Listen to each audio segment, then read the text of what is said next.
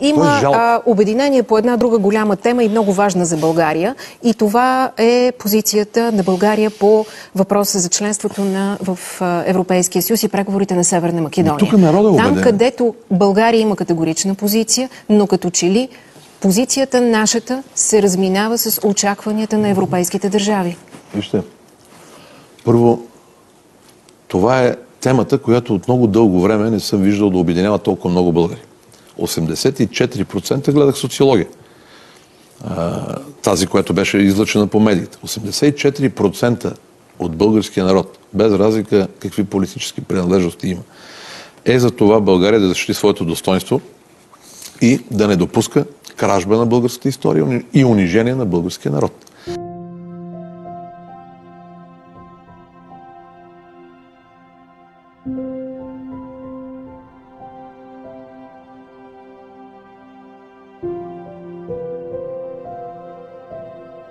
За мен компромиса с български интерес, с историята на българския народ, с българите в Македония, които още живеят, е национално предателство. Който го направи, трябва да му сложим снимката до Георги Димитров, който също е един национален предател, който 1946 година призна решенията на Коминтерна за македонска нация и принуждаваше населението в България да изучава така наречения македонски език. Да ви разбирам ли, че не трябва да бъде допускан компромис по никакъв начин по тази тема? Не трябва да бъде допускан компромис. Дори с риск България да получи критики от европейските си партньори. Първо, няма нищо ненормално в това. Гърция какви критики получаваше, когато 28 години спираше тези процеси? Ние какво искаме? Айде да бъдем наясно.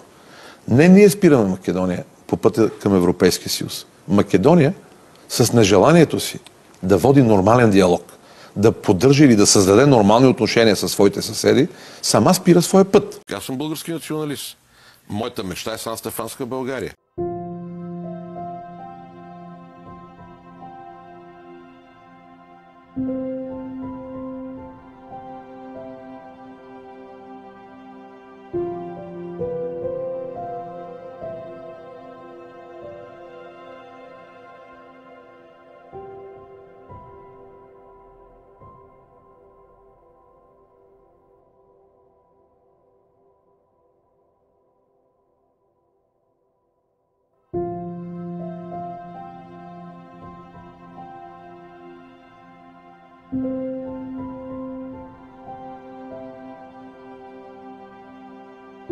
Ние имаме подписан договор за добросъседство и приятелство от 1 август 2017 година. Минаха 3 години и 2 месеца. Даже бих казал и 3 месеца. 3 години и 3 месеца. Кажете ми какво направи Скопие, за да се спре с историческите фалшификации, да се спре с езика на омразата, да се спре с това да се правят паметници, на които да се хули и обижда българския народ. При това незаслужено. Вие съгласни ли сте? И питам и нашите зрители, така като ни гледат нас двамата, ние представители на турско-татарски етнос ли сме? Защото така пише в учебниците в Македония. Българите са турско-татарско племе.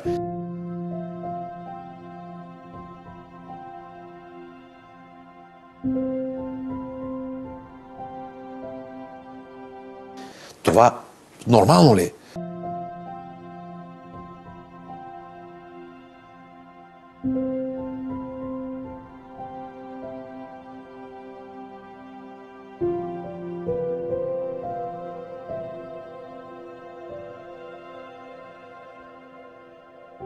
Като отидете обаче в Скопие, ще видите доста по-физиономии, които доста повече се различават от нашите.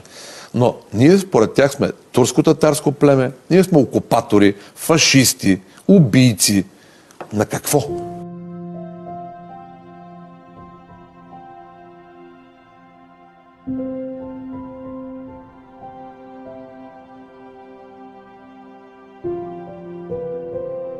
Защото не можеш да подкрепиш една държава, която остави това, че фалшифицира историята.